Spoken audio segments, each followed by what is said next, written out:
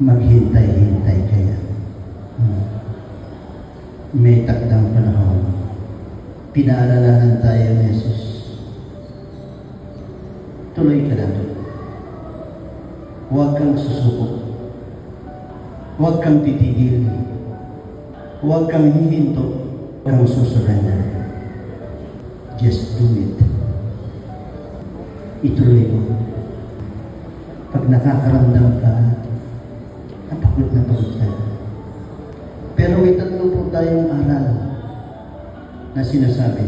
Una po, pinilit tayo. Pinilit. When we serve because we must. Pinipilit tayo. Show up. Be present. And you are there. Kung pagod na kayo sa nakikita ninyo, huwag kayong susuko. Ano po? Pinili mo. It is your choice. When you serve because you want. Service is when you want it. Hindi ito isang obligasyon. Ito yung isang serbisyo ng may pagmamahal. So, pag pinili mo na, siyempre, iayakapin mo na. You will embrace with passion. Wow! Yakapin ninyo. Huwag na ninyong pakawalan. Dahil ito ay hindi obligasyon. Ito ay dedikasyon at commitment ninyo. Desisyon niyo ito.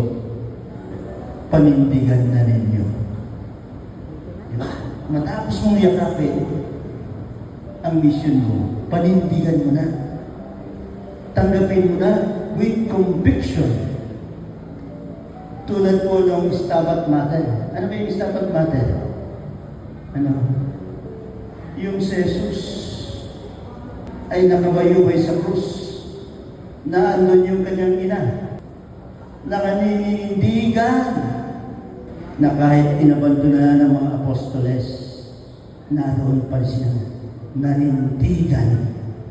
Anak, hindi kita iiwanan hanggang kamatayan at muling pagkabuhay. So pinanindigan niya with joy, with deeper joy and conviction.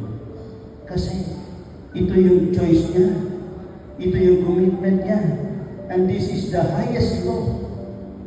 Yung conviction mo na susunod ka all against God. Kahit walang recognition. Kahit walang palakpak. Kahit na-persecute ka ng kapwa mo. Kahit pagtawanan ka. Kaya mga kapatid, alam kong mabigat. Alam kong pagod na pagod kayo. Alam ko na mayroon na sa inyo nakadanas na burnout tulad ko.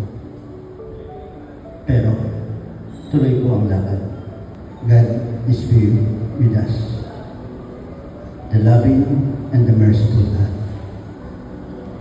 Tandaan po natin, magpatuloy tayo. Huwag tayong susuko. Huwag tayong matakot. Tuloy lang ang lakad.